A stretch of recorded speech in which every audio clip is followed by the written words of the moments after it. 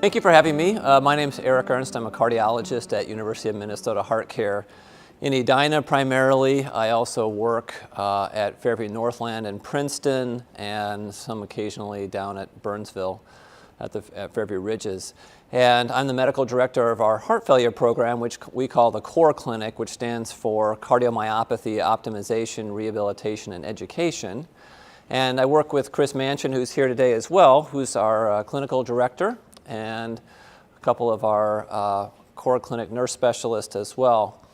And we're going to provide you a presentation today, a couple of presentations that help familiarize you with the core clinic and heart failure care in general, because what we're planning to do is work closely together with the transitional care unit here, like we have with others across the metro region. So basically what we've done is we've gone out to about, I lose count now, it's something like about 12 different TCUs across the metro area, and we've helped to educate their staff about congestive heart failure treatment, caring for those patients specifically after hospitalizations, and how our clinic works, and trying to foster that communication between your caregivers here and us over at the clinic so that we can help along the way as the patients are recovering from their hospitalization, and pick up the ball once the patients leave the TCU and either go to an assisted living or back home again, or whatever circumstance they go back to. But what we found in the last couple of years that we've been doing this TCU program is that there are so many TCU programs out there, and they don't always have heart failure patients in their institutions on a regular basis, that it's difficult for people to keep up with the expertise that's required to care for these patients.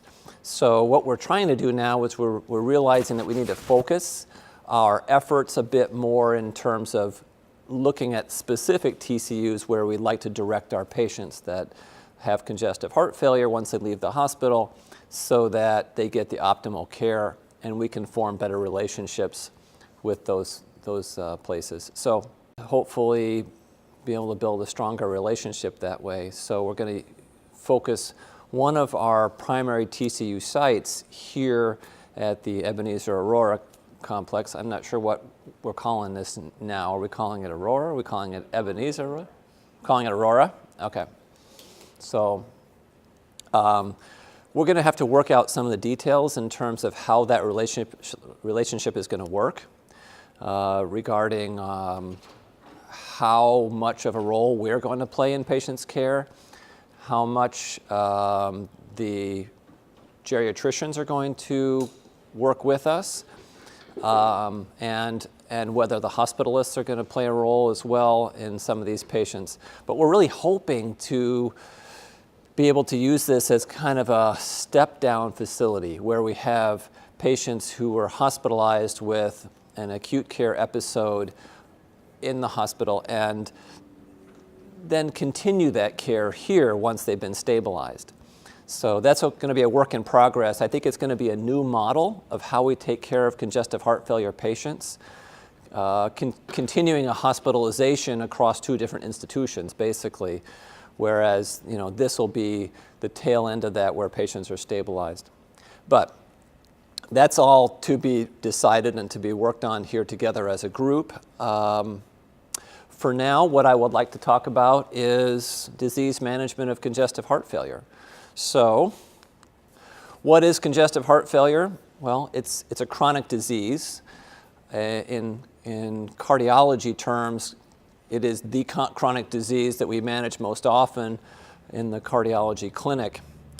It's a syndrome of problems caused by cardiac dysfunction. So for some reason, the heart's not working as efficiently as it should, resulting in difficulty breathing as the primary symptom, oftentimes with exertion, and progressing to shortness of breath at rest or at nighttime when people lie flat.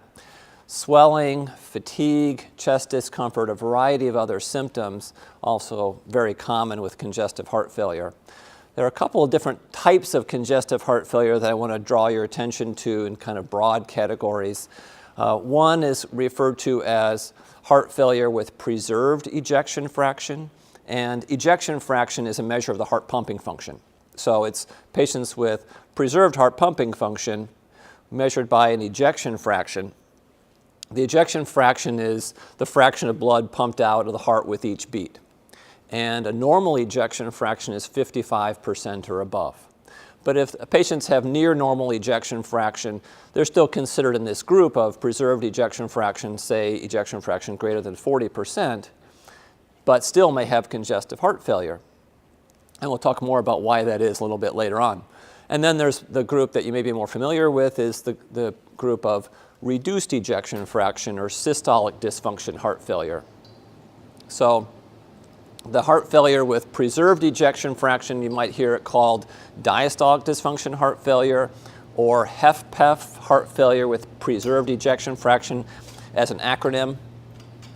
And patients with reduced heart pumping function is the systolic heart failure or HFrEF group. And typically have an ejection fraction of less than 40%. So how do we diagnose congestive heart failure? Well, it can be a bit challenging. We go by symptoms, of course. We sometimes go by physical exam findings. The neck veins are distended with extra fluid. There's crackles in the lungs. There's edema in the feet. Abdominal swelling is common. Chest x-ray findings of pulmonary edema may or may not be present, not always reliable. Cardiac testing, like an echocardiogram and ultrasound of the heart, may be helpful to look at heart function. I didn't put blood tests on there, but we use a BNP blood test, B-type natriuretic peptide, which is a hormone released by the heart muscle when the heart's under stress that goes up in relationship to the severity of congestive heart failure. So there's a number of different ways that we diagnose it. And it's often caused by an acute event like a heart attack or myocarditis, which is an inflammatory process of the heart muscle. Arrhythmias can cause congestive heart failure, especially atrial fibrillation. Chemotherapy, infection of the heart valves causing damage to the heart valves, and sometimes even after childbirth, for some reason, the heart gets very weak and can cause congestive heart failure. There are other conditions that are more chronic that cause congestive heart failure, like high blood pressure. That's a very common cause of congestive heart failure, but it takes a very long time for that to produce the abnormal function of the heart. Heart valve disease that also slowly progresses over time, alcohol abuse, nutritional deficiency, thyroid disease, other types of more unusual genetic or acquired abnormalities. So what causes heart failure? Most cases, though, are caused by this list here: heart attack, viral myocarditis, arrhythmias, chemotherapy, hypertension, valve disease, alcohol abuse. Alcohol is a toxin to the heart muscle, so in high doses over long periods of time, we see damage to the heart for that reason as well. And what typically happens is there's some injury that occurs to the heart muscle, sometimes a heart attack, sometimes something slow like high blood pressure, and there's an adaptive response that occurs to that injury. And the heart compensates by gradually changing size and form and configuration. It goes from a slim football shape, which is the most efficient way the heart can pump blood, to more of a rounded basketball shape. And that's an architectural distortion called remodeling that gradually causes reduction in heart function. So the typical case is that a patient had a heart attack back in 1995, had bypass in 1998, and now is showing up 20 years later with worsening congestive heart failure symptoms. It's not always that such a prolonged period, but that would not be an unusual situation for us to see in the clinic. Heart failure has been categorized into 4 different stages, sort of like the stages that you might see for cancer staging.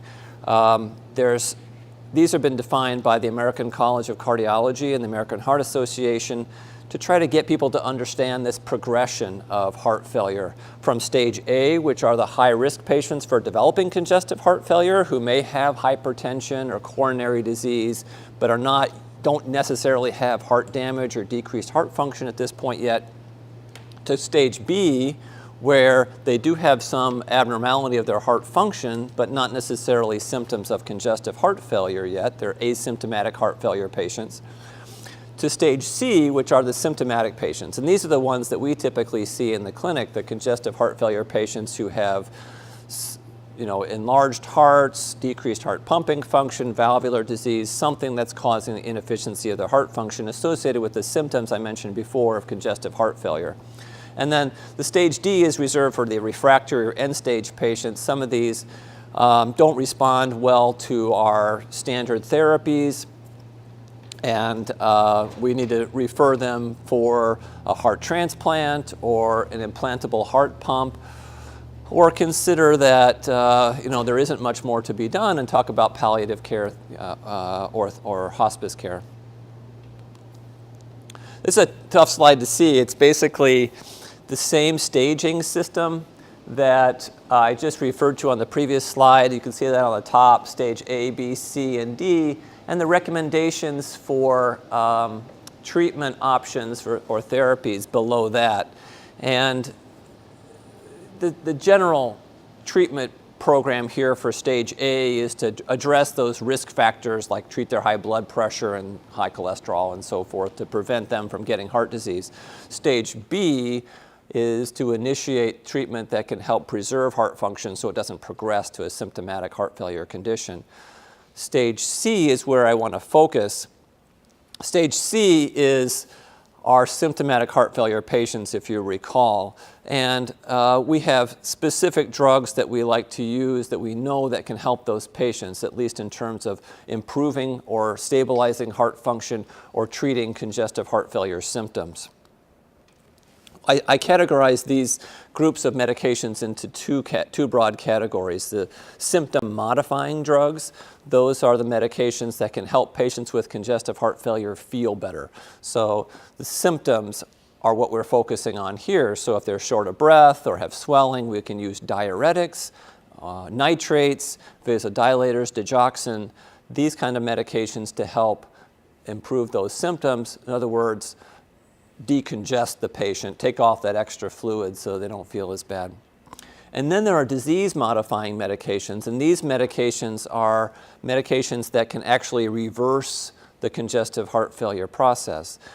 What we know is that once the patient has some kind of myocardial injury that results in some decreased efficiency of their heart function, there's a whole cascade of hormonal responses that result after that occurs. It's basically the body's way of trying to compensate for that injury to help maintain the heart pumping function as much as possible. But what can happen over time is that those hormones that are trying to get that heart working better can actually make the heart gradually worse over the long period of time. And what we can do is block those hormones from working on the heart to make it worse, and by doing that, preserve heart function, actually improve heart function. And those medications that you may have heard of are ACE inhibitors, angiotensin receptor blockers, beta blockers, and mineralocorticoid antagonists. So some examples: ACE inhibitors, the most common ACE inhibitor we use is lisinopril. So that lowers blood pressure, it's a vasodilator, but it also blocks these adverse hormones that make the heart work worse over a period of time, and so prevent that process. Angiotensin receptor blockers are the same in terms of what they do in terms of blocking the renin-angiotensin system. An example there would be losartan. That's probably the most common angiotensin receptor blocker we use. Beta blockers, there are two beta blockers approved for treatment of congestive heart failure, carvedilol and metoprolol XL. And mineralocorticoid receptor antagonists like spironolactone as well, which blocks aldosterone, which acts negatively on the heart over the long term. And I've saved you the study details on all these medications, but they've all been proven to reduce mortality and reduce progressive congestive heart failure in these patients. What we're seeing now, however, is a change in the epidemiology of congestive heart failure. The treatments that I've spoken about mostly so far have been to address systolic heart failure, to treat those patients who have reduced heart pumping function. But what we're seeing now is a growing population of diastolic heart failure patients, patients with preserved heart pumping function, but still have congestive heart failure. In fact, it's becoming the predominant heart failure in the hospital.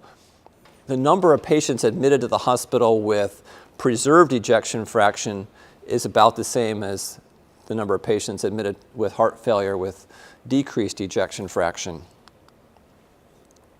And this is a graph that kind of shows that trend. On the bottom there's a group of patients with low normal ejection fraction that's staying relatively stable. Patients with normal ejection fraction in the blue are becoming the majority of patients hospitalized. The patients in the red are the systolic heart failure patients, and those are actually declining. So we're seeing a crossover where diastolic dysfunction heart failure is becoming the predominant patient group in the hospital.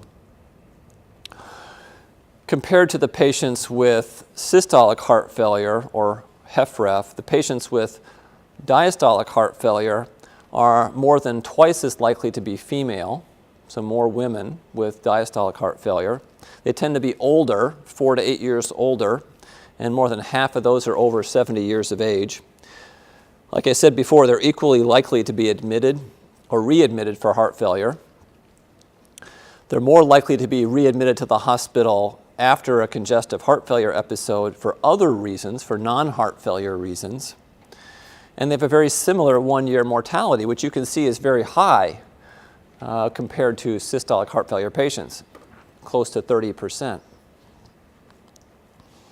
So why is diastolic heart failure increasing? It's increased recognition that those patients, despite the fact that they have normal heart pumping function, are suffering from congestive heart failure symptoms, and that's why they're being admitted. Our population in general is aging, so we're having more patients in that category who are out there and likely to develop congestive heart failure.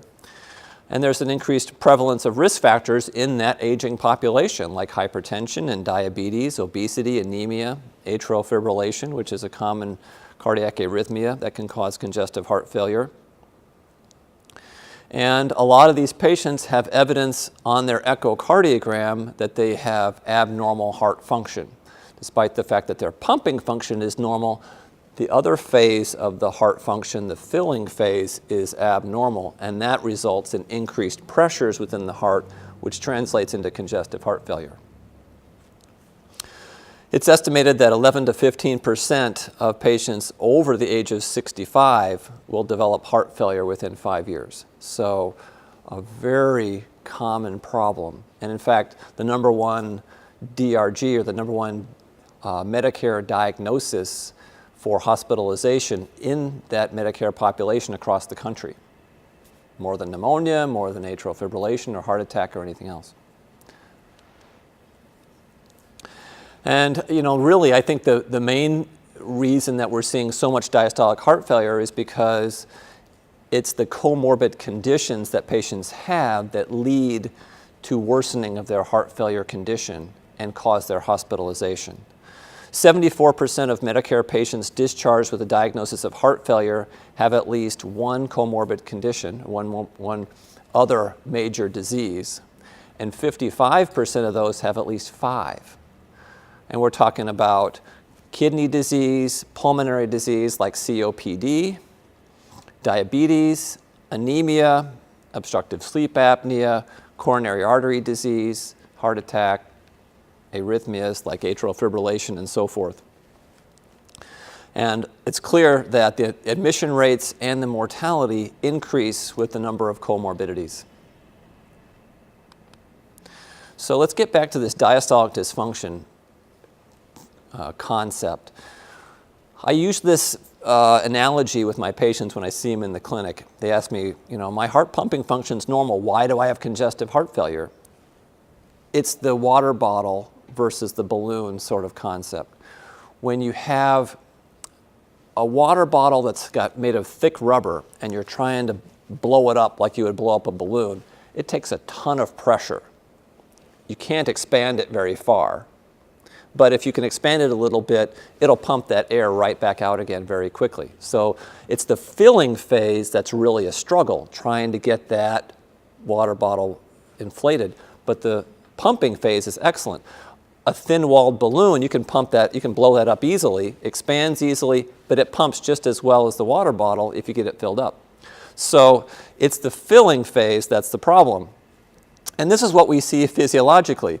If we look at pressures within the heart on the y-axis here, we call it pulmonary capillary wedge pressure, but what that basically means is pressure of blood inside the left ventricle.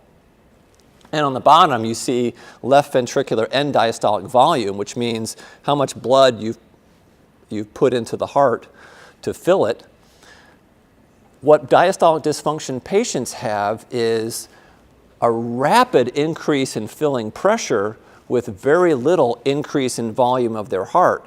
So they're trying to exercise, which means that they need more filling of their heart to increase their cardiac output to keep their body working well. But when you try to put more blood in there, their heart's so stiff, all you're doing is increasing the pressure. So the pressure goes up, and then that blood pressure is backed up into the lungs, and they get short of breath because that pressure in the lungs doesn't allow oxygen transfer very well.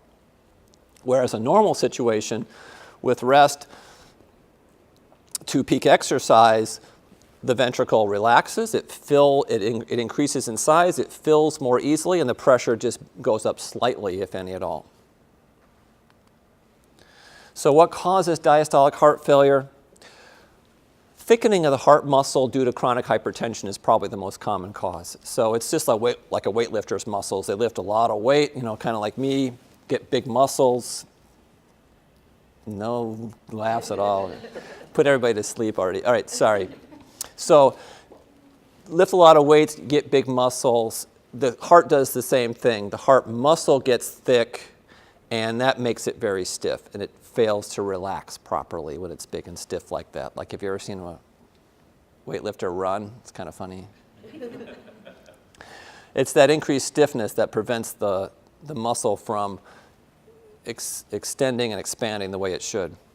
So valvular heart disease, especially aortic stenosis, causes diastolic heart failure because there's a fixed output, there's a fixed opening in the aortic valve for blood to leave the heart and go to the body, so that pressure backs up, causes hypertrophy or thickening of the heart muscle as well. Hypertrophic cardiomyopathy is a genetic condition that causes increased thickening of the heart muscle. Coronary artery disease, if there's damage to the heart or scar tissue, that doesn't expand very well. It's just scar tissue. It's not going to relax. Ischemia or decreased oxygen delivery to the heart muscle will also prevent the heart muscle from relaxing because it's that relaxing phase, which is the energy-dependent phase of the heart cycle.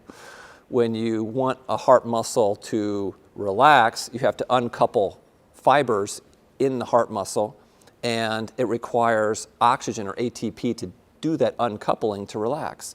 So if you have decreased oxygen delivery to the heart muscle, it decreases the uncoupling and increases the stiffness of the heart, decreases the relaxation portion. There are certain types of restrictive cardiomyopathy which are caused by infiltration of the heart muscle with proteins and iron and so forth. I won't go into details, but that causes a pretty stiff heart as well. And this is all worsened by other conditions, atrial fibrillation and anemia and malnutrition and renal failure and thyroid disease. AFib and anemia and malnutrition, it all causes the heart to need to beat faster, or it causes the heart to beat faster. The faster it beats, the less time there is for relaxation. What are the treatments proven to reduce the mortality in heart failure with preserved ejection fraction? There aren't any cardiac-specific treatments that reduce mortality. It's really about trying to treat the other conditions that are causing diastolic heart failure. But to treat the heart failure condition in these patients, there's really, it's not that complicated. It's pretty simple. We have to maintain optimal filling volumes of the heart and reduce factors that are responsible for diastolic dysfunction. Treat the coronary disease, keep the heart rate under good control, keep the blood pressure down, and potentially get a patient back to normal rhythm if they have atrial fibrillation, these kinds of things. So Why is heart failure so significant? Why are we spending so much time and effort on treating this? Obviously, it affects a lot of people. 5.8 million Americans are said to have heart failure. That's a lot of people. That's a lot of people. So about 500,000 or more of those are admitted to the hospital every year across this country. That's just new cases. 1.1 million are admitted annually, and that includes readmissions, patients with known congestive heart failure who have been previously admitted.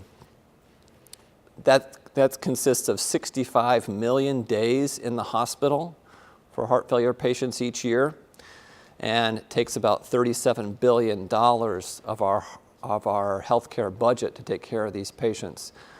Most of that is spent on hospital care. So there's a lot of reasons to help patients try to stay out of the hospital. They don't feel good, obviously, when they have to go to the hospital. Their heart failure is worsening, and they don't want to be in the hospital. But it also is a big stress on our healthcare system as well. And what we're seeing is an incredible rise in the numbers of these patients. As I mentioned before, there's a lot more patients in this group, elderly group particularly, who are candidates for heart failure. And that just is expected to continue to grow almost by double by 2037. Why target readmissions? One of our goals in our heart failure program is to try to prevent those patients who are hospitalized with heart failure from having to come back to the hospital again with another heart failure episode. And it's not as easily done as you might think. It's tough to keep those patients out of the hospital. They often have chronic symptoms and go through periods of exacerbation of their heart failure symptoms. We're targeting readmissions because 75% of heart failure direct costs are attributed to those hospitalizations. We can take care of those patients a lot more efficiently on an outpatient basis than we can on an inpatient basis. And we believe that there are probably at least 75% of the readmissions that are occurring across the country which are avoidable. Unplanned readmissions cost Medicare at least $17 billion annually. That's billion with a B. Essentially no change, and we really haven't seen a lot of change. I mean, even from the mid-2000s, we haven't seen a lot of change in that readmission rate. We're not making good progress. And maybe it's because there are a lot more patients with heart failure out there, but I think we have a lot of options with unique programs where we can work together with the community, like this one, where we can make an impact. So let me talk about Ronald. Ronald is one of the best patients that Chris and I have had for a long time. He had his first heart attack at age 48 in 1991. I met him in 2001, shortly after I came to the group, and he had his second heart attack at age 58. The first heart attack was a major anterior wall MI, and his second heart attack was a major lateral wall MI. So his LAD the first, his circumflex the second time, and he was left with a very severely injured heart, what we call a severe cardiomyopathy or heart muscle disease. He didn't really have a lot of valve disease, which was in his favor. His kidneys were normal, which was obviously in his favor. Those are the two main things that I really look for when I'm looking for a high-risk case. Is if they've got bad kidneys and a lot of valve disease, that's a bad sign. He didn't, fortunately. Didn't have lung disease, didn't have diabetes. He wasn't terribly old, and he wasn't too poor. And I think all those things really helped his prognosis. He had excellent family support, and he was an engineer, which means that he was very meticulous about record keeping and data and so forth. This is an echocardiogram, an ultrasound of the heart. What you see here on the top right, this is the left ventricle, the main pumping chamber of the heart. This is the right ventricle on this side. The left atrium is here, and the right atrium is here. This big thick thing in the middle, that's the mitral valve, opening and closing. So blood is coming through these pulmonary veins from the lungs into the left ventricle. The mitral valve is closing, and the left ventricle is pumping blood. You can't see it very well here, but out through the aortic valve to the body. And that was a normal heart. This is an abnormal heart. So this was his echocardiogram after he had his second heart attack. You can see the left atrium is dilated compared to the previous one. The left ventricle is dilated compared to the previous one. And he's got some contraction of the heart muscle here, and maybe even all the way up to here, but this part is not contracting well at all. And so major area of heart attack damage there, and overall reduced ejection fraction, as I talked about before, the measure of the heart pumping function. His ejection fraction here is about 25%, which would be in the category of severely decreased heart pumping function. How do we manage congestive heart failure? As one of my partners says, one patient at a time, very carefully on an individualized basis. You have to take each patient into consideration, look at their specific risk factors, their blood pressure, their heart rate, their heart rhythm, all their lifestyle factors and so forth. And then we developed a disease management program, and these programs typically were started, this trend of disease management programs started back in the 80s and 90s, where the physicians got the help from advanced practice providers and nurses working together in the clinic to manage these patients. And so our disease management program is called the CORE Clinic, Cardiomyopathy, Optimization, Rehabilitation, and Education, which is a phase-based program for intensive heart failure care at the University of Minnesota HeartCare across our system. And we have a phase-based system, as I mentioned, a program where we first evaluate the patient, try to optimize their condition in terms of their rhythm and their blood pressure and their medications and so forth.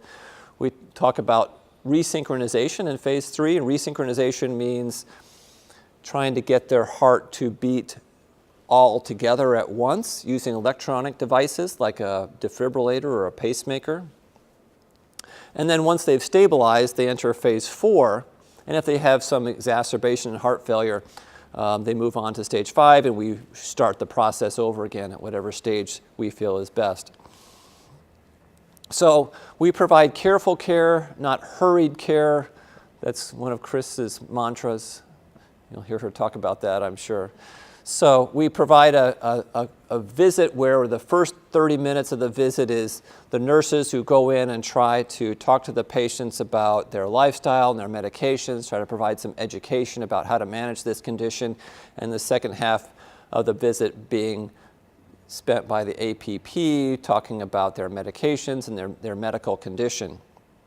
So we optimize the medications according to the guidelines. There are very clear guidelines set forth by the American College of Cardiology, American Heart Association, and we monitor patients closely for their symptoms, their lab abnormalities, especially looking at kidney function, potassium. As you know, these things are often changed quickly by medications and diuretics and so forth.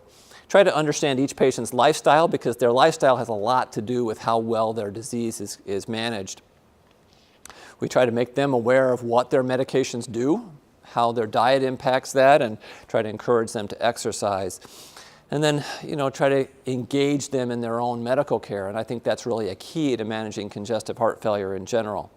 So, and we help them try to understand what to do when symptoms worsen. We've got experts on the phone, every day who are available to help talk to those patients and understand what to do if their condition worsens. And this is a typical sort of a symptoms, undulating symptom pattern of a heart failure patient. They may feel pretty good for a while with, minimal symptoms here, and then suddenly, boom, their symptoms get a lot worse, and because they went out for Chinese food and ate a bunch of salt, and they filled up with fluid, and they're swollen, they're short of breath.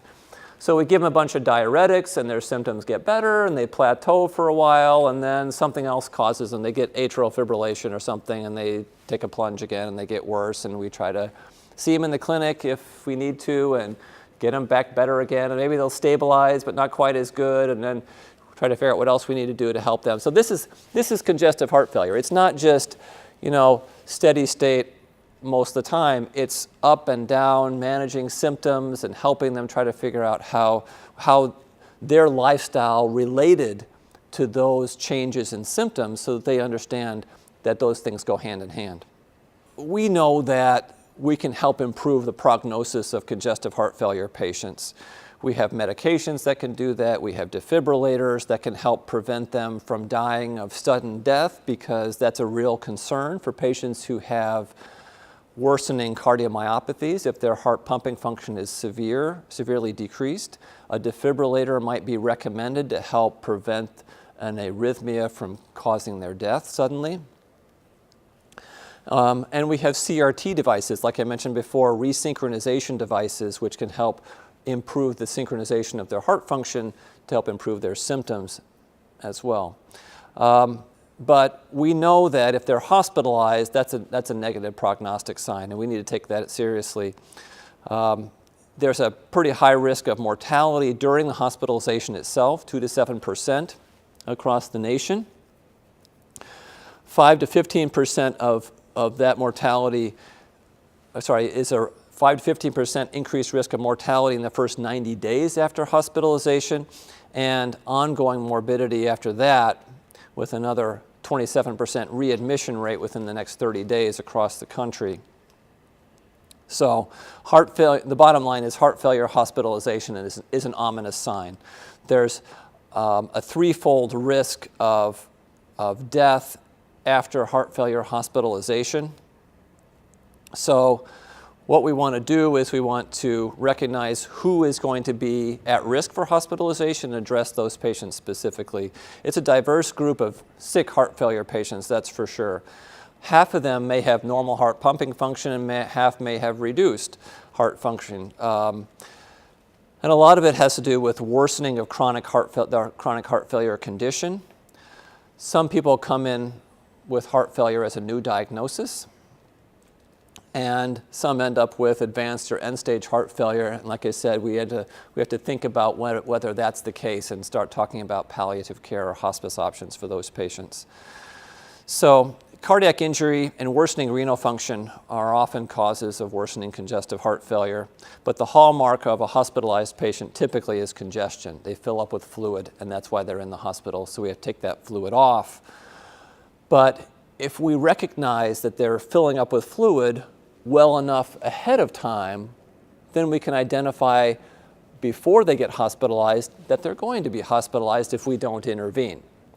So what we have tried to do is we tried to help people understand what those signs are. Because what we'd like to try to avoid is this vicious cycle of heart failure at readmission over and over again. So in this example, you got a patient with chronic heart failure. They get short of breath, and their body weight starts going up because they're retaining fluid. They may go to their doctor's office and get an increased prescription for a diuretic, but unfortunately it was too little too late, or maybe they'll skip that step altogether and they'll go straight to the emergency room. And there in the emergency room, they get a shot of IV Lasix, which is a diuretic, and get that fluid off. But they end up hospitalized anyway, typically 4 to 6 days. And then their fluid is off, and then they're sent back home again. And then whatever they did to cause the shortness of breath and weight gain, they do it over again. And they end up going back to the emergency room, and this just keeps going around and around and around. So obviously, if we can recognize what it is that's causing this cycle, we'll step in and try to intervene and reduce that risk. So there are a lot of risk factors, and I won't go into all the risk factors that cause their hospitalizations, but clearly there are a lot of causes that are heart-based, and there are some that are not heart-based. Arrhythmias, worsening artery blockages, uncontrolled hypertension are very common. Other non-medical factors like infections such as pneumonia, COPD, renal failure, and other medications certainly can do it, and lifestyle issues. So there's dietary non-compliance, which I think is probably one of the biggies, too much salt in the diet. Salt causes your body to retain fluid. Fluid ends up causing congestive heart failure. They may not want to take their medications. They have to go out 3 days in a row to play cards with their friends, and so they don't want to take their diuretic. And unfortunately, after 3 days of not taking their diuretic, the fluid is really building up, and they end up that night going to bed and not being able to breathe, call 911, and they're in the hospital. They often just don't know when to seek care as things are getting worse. They don't know who to call, they don't know what can be done, so they end up going to the emergency room. And the emergency room is just a pass-through to the hospital. It's not going to help them go back home. And sometimes it's us where we just don't have them on the right treatment or haven't addressed the right issues. In terms of avoiding unnecessary hospitalizations, there's clearly a vulnerable phase immediately after their heart failure hospitalization where we can intervene, help them recognize what caused that hospitalization, treat them appropriately, and help avoid the next hospitalization. That transition from the hospital to the outpatient setting and back to the clinic is really the key in terms of intervening and trying to do something about their heart failure condition before it continues to be this revolving door. So we want to try to make sure that we set up a visit with us at least within the first 3 days optimally after their hospitalization to go over their medications, make sure they understand how to take them, make sure they're doing well. And then, of course, there's an excellent role for home health care and TCU care for those other patients who need a higher level of care, where they will be motivated to learn about their condition. And you have the opportunity at that time to teach them about why they were hospitalized with congestive heart failure, what heart failure is all about, and to give them some ideas about how they can avoid that again. As nice a place as this is, I'm sure that they're eager to get back home and stay there. So what you can do is use that as motivation to say, these are the issues that your doctors have identified that caused your heart failure exacerbation. Let's address those while you're here. We'll talk about those each day because, as you probably all know, the hospitalization's a blur. They don't really learn much in the hospital. It's very difficult for them to concentrate on what the providers are telling them and to learn from that because it's a very complex, first of all, they're very sick, but the whole condition and everything that's going on is very complex and very foreign to them. And they're very uncomfortable being there. They're focused on trying to get out.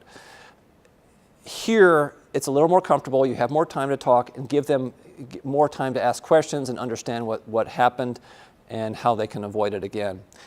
Once they leave the TCU condition, we have home monitoring options for them where we can monitor their symptoms, we can monitor their weight, so that if their weight goes up because of fluid accumulation, we can recognize that before it gets to be too far along, and we can prevent that from going up further by giving them diuretics to help get that fluid off and so forth. So it's all about education and engagement and close follow-up so they know there's a safety net there for them. CardioMEMS device is one of the devices that we use to help monitor patients on an outpatient setting. This is a special device that we implant within the pulmonary arteries of a patient who has chronic congestive heart failure with frequent exacerbations. So it's a wireless device that we can communicate from that device what the pressures are within the vessels of the lungs, which is a good indicator of the filling pressures of the heart and the whole overall heart failure condition, and get an idea of whether their heart failure is stable or getting worse. The device is there on the left. You can see with the centimeter ruler that it's not more than about a centimeter, a little bit more than a centimeter long. It's got some wires here that are like wings that hold it in place. We introduce that into the pulmonary vessel, we release it into the pulmonary vessel, and it just sticks there without any active fixation. And believe it or not, that little tiny thing will communicate the pressure in the blood vessel to a device at the patient's bedside. So there's a patient here, there's a device at the bedside and a pillow that the patient lies down on. And that patient just presses a button, it activates a recording, and the recording shows up on the computer in our office. so we can see the pressures in real time. And this is what one of those pressure tracings looks like. The pressures start out pretty high for this patient, and once we recognize that those pressures are too high, we start treating that patient with the right medications, get those pressures down, and then they're nice and stable in the right range. Sometimes up and down a little bit, and we can adjust the medications on a day-to-day basis if we need to. But generally, once we get those patients stabilized on the right regimen with that device, we can keep them pretty stable for a long time. We have options, of course, before going to such invasive measures. We have a simple weight-based scale system where we have patients call into an 800 number, enter their weight off their digital scale each morning, and the answers to 5 symptom-based questions about their heart failure condition. And if we see their weight going up, that may be a good indicator that there's heart failure that's worsening, or if they're having more symptoms, and we can advise them on what to do about that too. So we have a lot of patients in that weight-based scale program. We have a few who have this CardioMEMS device. Both work well for different patients. So how are we doing at Fairview Southdale Hospital? Our all-cause readmission rate, in other words, our patients who come back to the hospital after a heart failure episode, it's about 14%, and that's a little bit more than half of the national average. So we're well below the national average, and we're doing pretty well, but we still believe we have a significant opportunity available here. The length of stay for our patients is almost 5 days. That's getting a little long. We'd really like to address that because that's a major cost issue for the hospital, and patients don't want to stay in the hospital that long. They're always begging to get out. So that's why I'm hoping we can work together here to make that improved. Our patients who are on our telemanagement weight-based program, readmission rate is very, very low. And our mortality rate is extremely low. Our mortality rate observed to expected, that means how many patients actually die of congestive heart failure in the hospital in the subsequent 30 days versus how many are expected. So we're at about 50 to 60% of what's expected for our patients' mortality rate. So as a result of that and the fact that we're able to get our patients on appropriate management, we have earned a American Heart Association award, the Gold Plus Award, which is the highest award given across the nation for a heart failure program. So we're very proud of that. So getting back to Ronald, I mentioned Ronald, the engineer with a couple of heart attacks in the past. He's a model patient. I mean, if every patient was like Ronald, I think our job would be very easy. With meticulous attention to his diet and his medications and keeping records on a flow sheet every day. He never missed an appointment. He did end up needing some additional treatment like a stent and a biventricular defibrillator, which is a resynchronization device like I mentioned before. He has not been hospitalized now in, I guess this slide is a little old, 12 plus years, it's 15 plus years now. So he has done extremely well. So that's what's possible in this situation if you have good cooperation. Veronica, she's 88, she's a little older. She's got significant valvular disease, other comorbidities including sleep apnea, hypertension, and dementia. She was admitted with heart failure, and we got her in for close follow-up 3 days after and explained the program, but she didn't come back. She didn't think it was for her, too much time, too much energy. She didn't really want to participate. So she was admitted again for congestive heart failure and again referred back to the core clinic. She was enrolled in the telemanagement program, and we got better treatment of her hypertension and her sleep apnea issues and seen monthly, and she stayed out of the hospital for the next 9 months very nicely. So it's possible to manage these patients if they're willing to cooperate and participate. So this was her telemanagement. So this is kind of what it looks like. Her weight is on the left side here, and so her ideal weight range was thought to be between the two red lines there. So she started out at 209 pounds, and we got her back down to the middle of the range with a little bit of usual treatment, with IV diuretic treatment in the hospital from admission to discharge. And then day 3 here, we said, oh, she's going back up again. We need to get her diuretics adjusted, and so we got her back down. Then she crept up again, so we had to readdress her diet and treat her hypertension more aggressively, so she came back down again. Still started going up, so we addressed more issues, including her sleep apnea, and then she came down again and seems to have stabilized here nicely after that. So we can kind of keep an eye on these patients and how well they're doing with all of their medications and their diet with the telemanagement program. And it's a good reinforcement for them. Every day they know they have to weigh themselves, so they better be taking their diuretic or their doctor's going to see their weight going up, and they don't want to disappoint their doctor, so we use that against them all the time. So, or I should say, in their favor all the time. So avoiding unnecessary hospitalizations takes a lot of teamwork.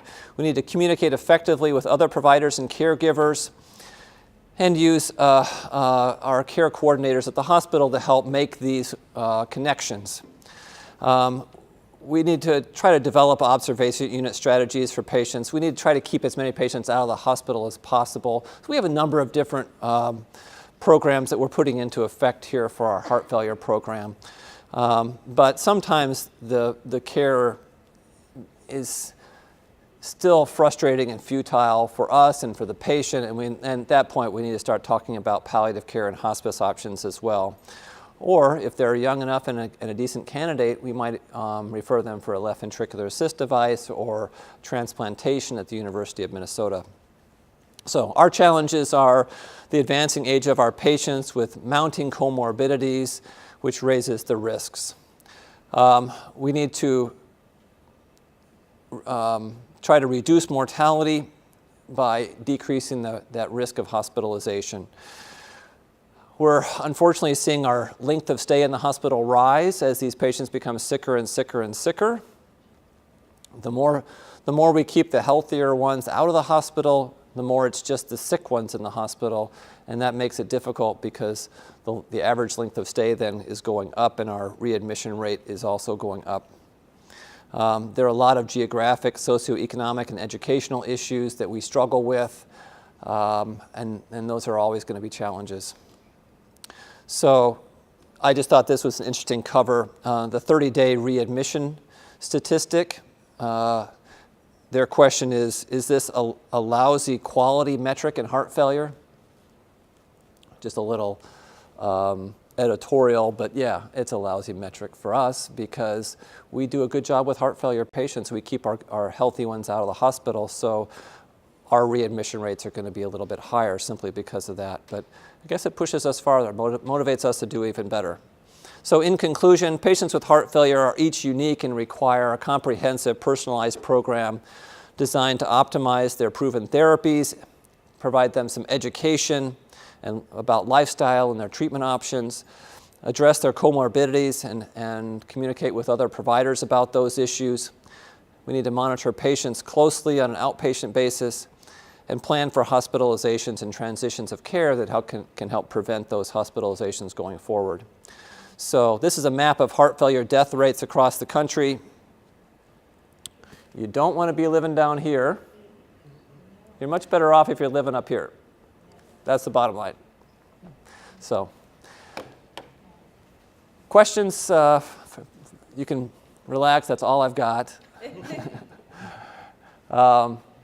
Any questions for me about anything that I can help talk about in terms of heart failure or heart failure care? The question is about right and left heart failure. There are different ways of talking about congestive heart failure. I talked about systolic and diastolic heart failure, and that's left ventricular failure. The left ventricle is the main pumping chamber of the heart, and it can be weak or it cannot be weak, and both types of hearts can cause congestive heart failure. Right heart failure, to me, is a condition where there is blood and fluid backing up behind the right ventricle into the venous system.